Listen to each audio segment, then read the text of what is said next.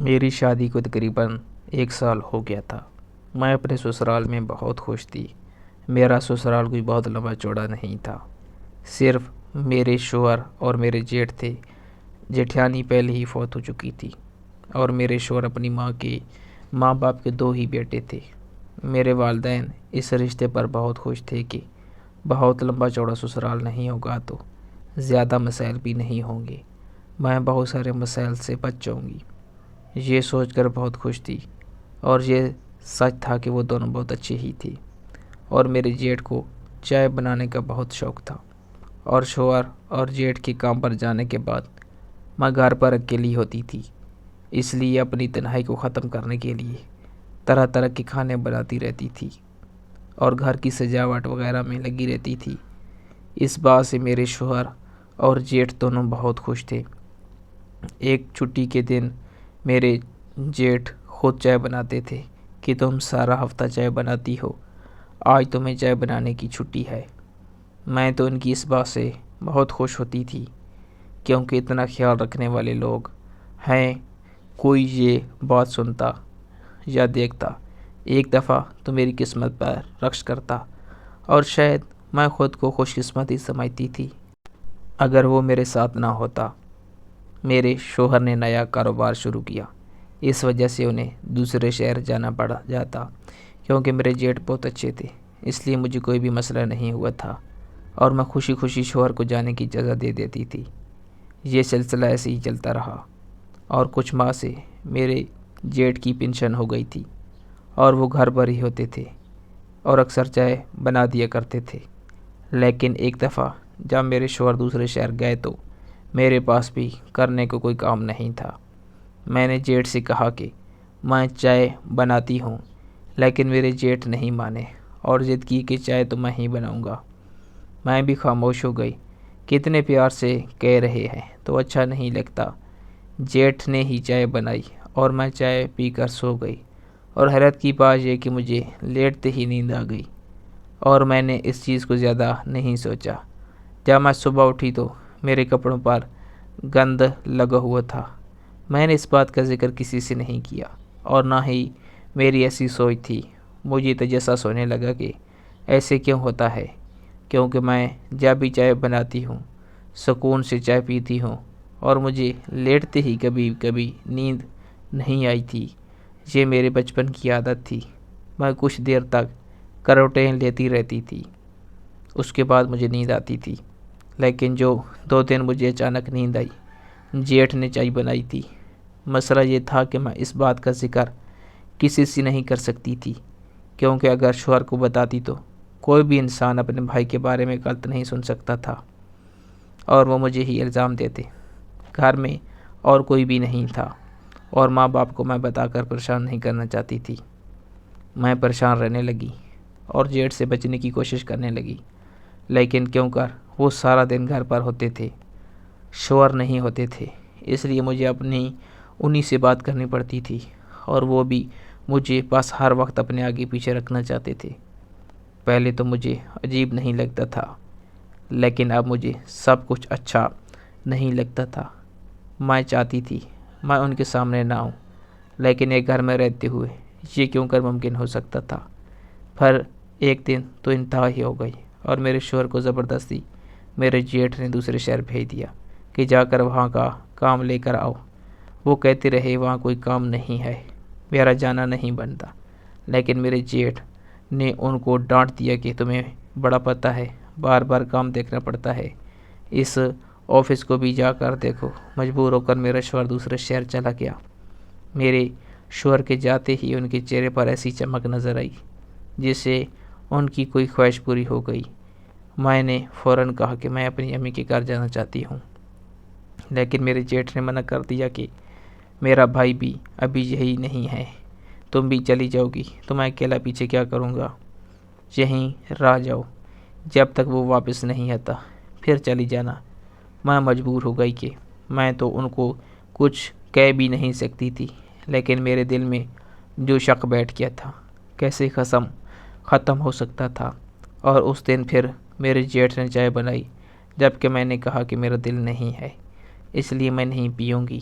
لیکن انہوں نے زبردستی مجھے تھوڑا سی چائے پلا دی۔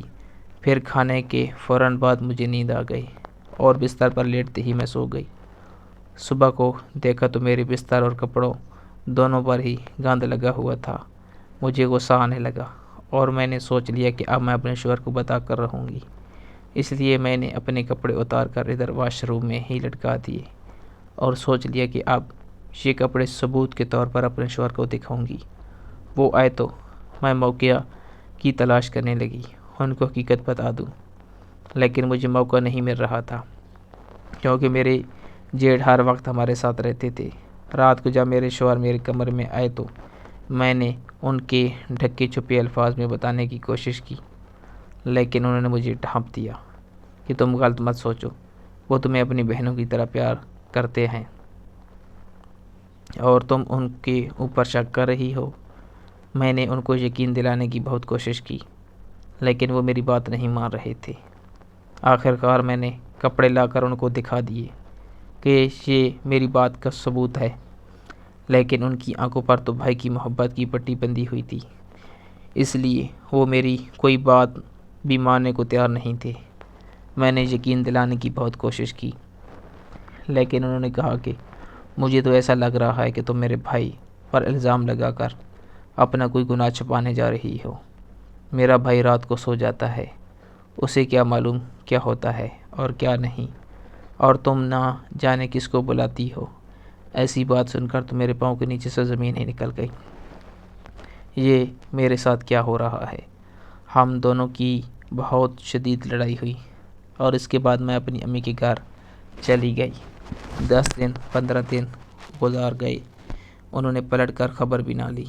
اب تو گھر میں سب نے مجھ سے سوال کرنا شروع کر دیے تھے کہ پہلے تم کبھی اتنے دن نہیں رہتی تھی، کیا ناراض ہو کر آئی ہو؟ اب میں ان کو کیا بتاتی کہ میرے ساتھ کیا ہوا ہے؟ غلط بھی میرے ساتھ ہی ہوا اور میرے شوہر نے میرا یقین بھی نہیں کیا، لیکن میں ان سب کو پریشان نہیں کرنا چاہتی تھی، اس لیے خاموش تھی۔ میں دیکھنا چاہتی تھی کہ اب کون سا کھیل کھیلیں گی میری زندگی میرے ساتھ۔ اور کچھ دن گزارنے کے بعد میرے جیٹھ مجھے لینے کے لیے آ گئے کہ اتنے دن ہو گئے ہیں ابھی تم گھر نہیں آئی، اس لیے میں تمہیں لینے آیا ہوں۔ گھر خالی خالی لگ رہا ہے۔ ان کی اس محبت میں میرے گھر والے بہت خوش ہوئے، لیکن میں تو ان کے ساتھ نہیں جانا چاہتی تھی کیونکہ میں تو ان کے بھائی سے ناراض ہو کر آئی تھی۔ میرے جیٹھ کو بھی شاید معلوم تھا کہ ہماری لڑائی ہوئی ہے، اس لیے انہوں نے مجھے کہا کہ جو بھی مسئلہ ہے دونوں بیٹھ کر حل کر لینا، اتنا ناراض ہو کر بیٹھ جانا مسئلے کا حل نہیں۔ وہ سمجھا کے مجھے اپنے ساتھ لے گئے۔ میں مجبور تھی کہ والدین کو کچھ بھی نہیں بتا سکتی تھی، اس لیے مجھے ان کے ساتھ جانا پڑا۔ گھر واپس آ گئی، لیکن میرے شوہر کا موڈ ٹھیک نہیں ہوا۔ انہوں نے مجھے جتا دیا کہ جس جیٹھ پر تم الزام لگا رہی تھی وہی تمہیں گھر واپس لائے ہیں، ورنہ میں تو تمہیں کبھی گھر واپس نہیں لے کر آنا چاہتا تھا۔ میری کوئی غلطی نہ ہوتے ہوئے بھی صرف گھر کو بچانے کے لیے مجھے ان سے معافی مانگنی پڑی اور بہت مشکل سے سب کچھ ٹھیک ہو رہنے لگی اور اپنے شوہر سے کوئی بات بھی نہیں کرتی تھی۔ لیکن میرے جیٹھ کی وہی روٹین تھی، وہ شوق سے چائے بناتے اور اکثر ان کی چائے پینے کے بعد مجھے نیند آ جاتی۔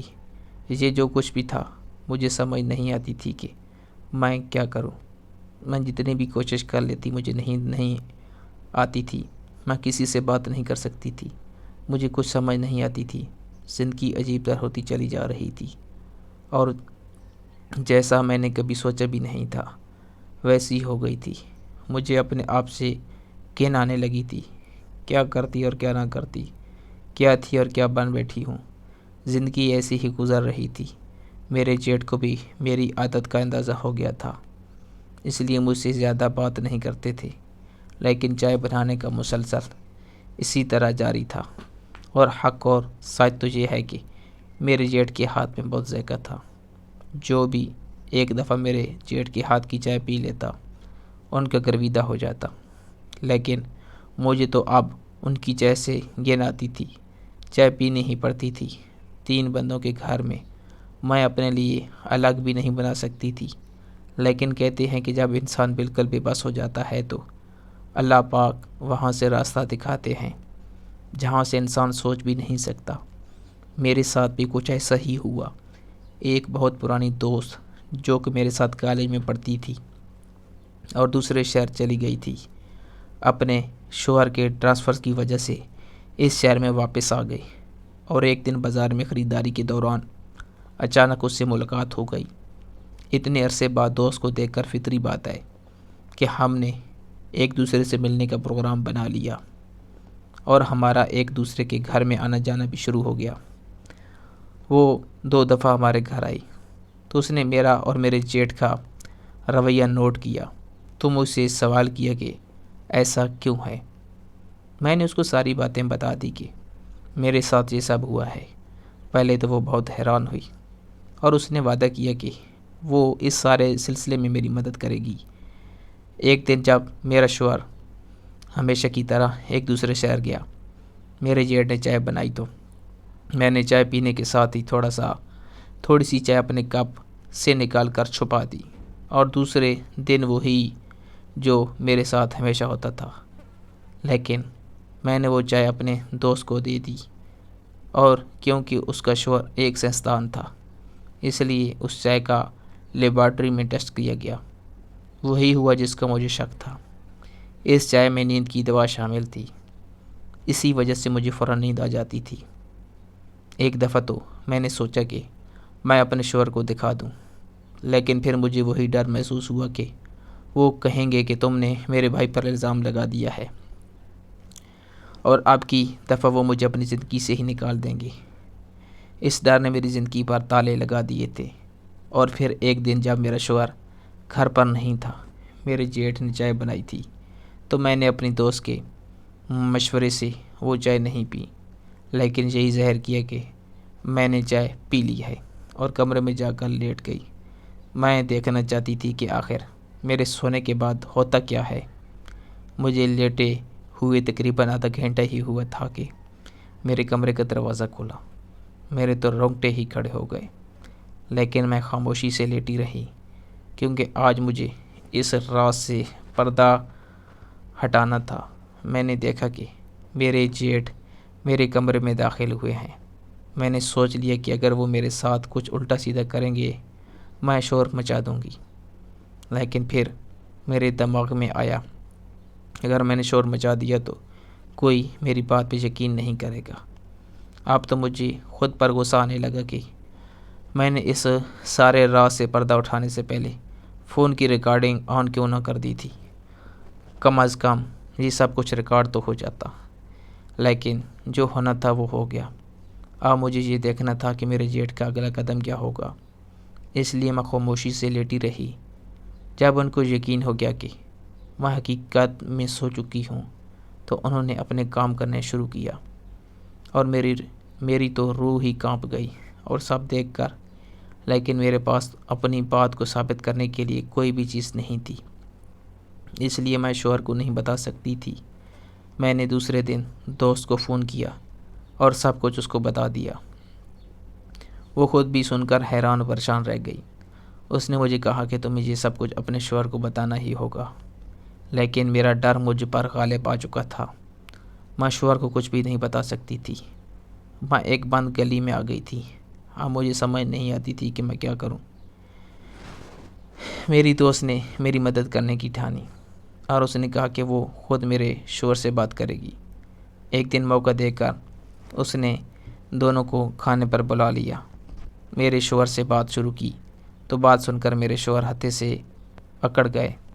میرے شوہر اس سے ناراض ہو گئے، لیکن جب اس نے آرام سے کہا کہ دیکھیں آپ اس بات کو جان لیں، اگر میری بات غلط ہے تو بے شک آپ اسے چھوڑ دیجیے گا، اور اگر یہ بات سچ ہوئی تو پھر آپ جو کرنا چاہیں گے کیجیے گا۔ میں نے اپنی پوری زندگی داؤ پر لگا دی تھی، اور اتنی بڑی شرط کے بعد میرا شوہر بھی راضی ہو گیا۔ اب صرف یہ تھا کہ ہمیں کچھ ایسا کرنا تھا کہ میرے جیٹھ کو معلوم بھی نہ ہو اور شوہر پر ان کی حقیقت بھی کھل جائے۔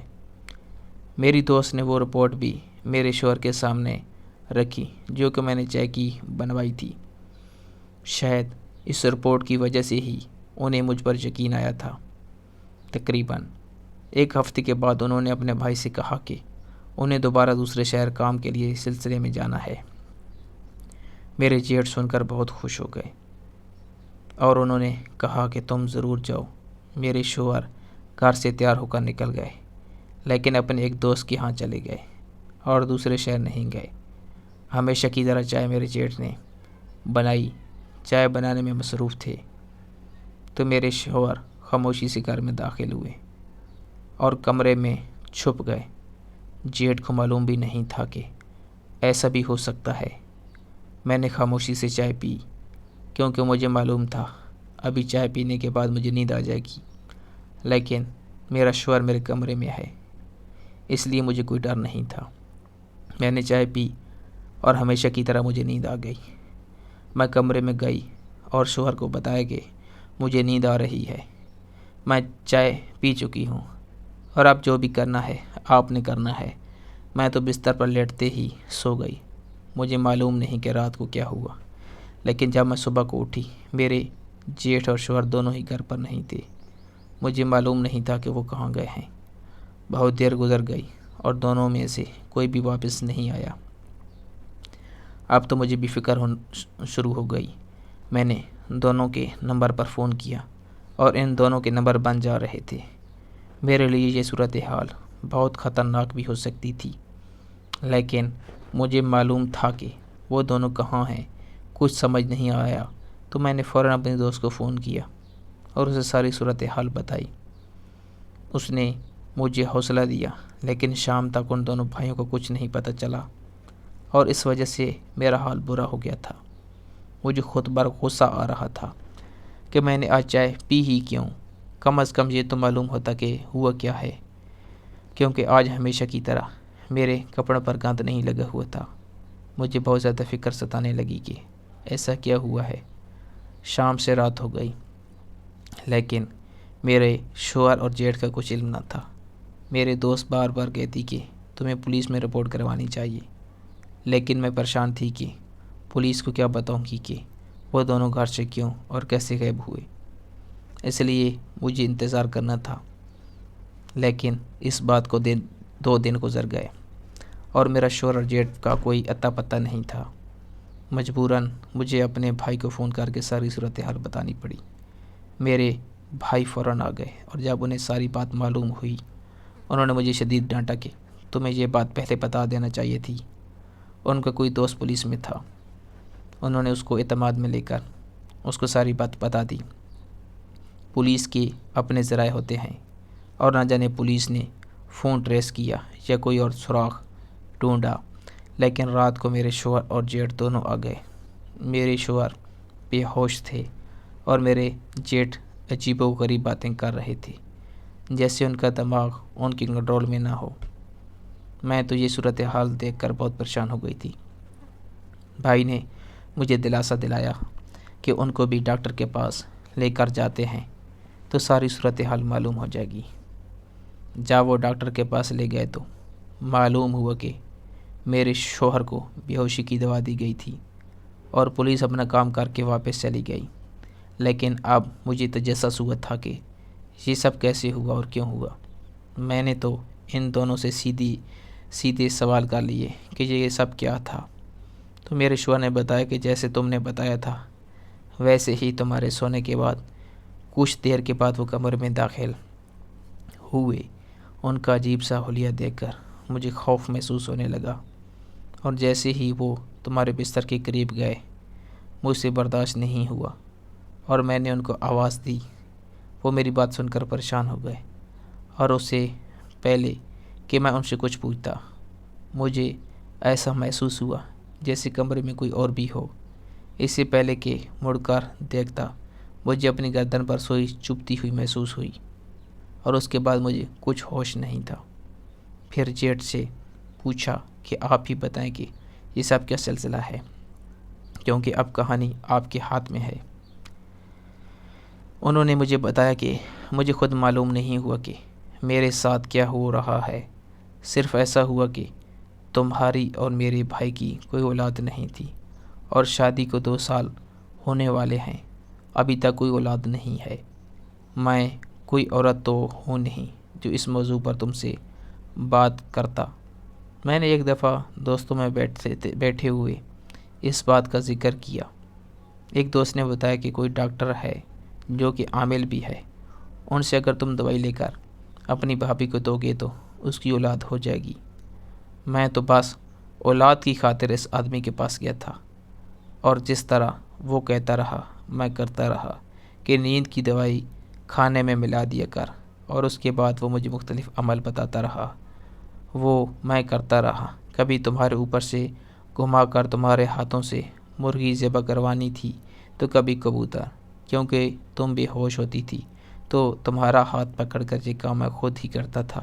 وہ جو عجیب و غریب چیزیں مجھے بتا رہا، اور میں بھی اپنی بھائی کی خوشی کی خاطر کرتا رہا۔ کبھی کبھار تو مجھے محسوس ہوتا کہ میرا دماغ کسی کے کنٹرول میں ہے اور میں وہ سب نہیں کرنا چاہتا تھا، لیکن پھر بھی مجھ سے خود بخود سب ہوتا چلا جا رہا تھا۔ اور جس رات میرے بھائی نے مجھے آواز دی، اس رات آخری عمل تھا، لیکن میرے بھائی نے جیسے ہی مجھے آواز دی میں واپس پلٹا، اور اس کے بعد مجھے ایسا لگا جیسے میرا دماغ کسی کے قابو میں چلا گیا ہو، اور اب اس کے بعد مجھے کچھ یاد نہیں رہا۔ لیکن اب ہمارے ہر سوال کا جواب اس ڈاکٹر کے پاس تھا، اس لیے میں اپنے جیٹھ اور شوہر کو لے کر اس ڈاکٹر کے پاس چلی گئی۔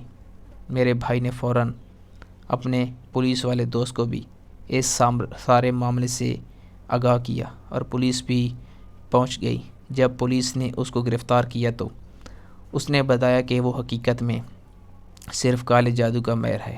ڈاکٹر کا ناٹک اس لیے کرتا ہے کہ پڑھے لکھے لوگ جادوگروں کے پاس نہیں آتے۔ اور جس رات میرے شوہر میرے کمرے میں تھا، آخری عمل تھا، اور وہ خود کمرے میں موجود تھا، اس نے بتایا کہ آخری عمل سے میری روح اس کے قبضے میں چلی جائے گی، اور میری جو بھی اولاد ہوتی وہ اسی کی قبضے میں ہوتی۔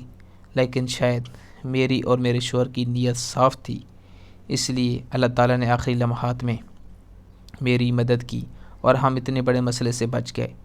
اور وہ میرے جیٹھ اور شوہر کے ساتھ لے کر گیا تھا، ان کی قربانی دینی تھی تاکہ جو عمل ادھورا رہ گیا تھا اس کو ٹھیک کیا جا سکے۔ کہا جاتا ہے کہ ہمیشہ آنکھوں دیکھا سچ نہیں ہوتا، اور ہم خوشی کی خاطر غلط کام بھی کر جاتے ہیں، تو خوشیاں صرف خدا سے مانگنی چاہیے۔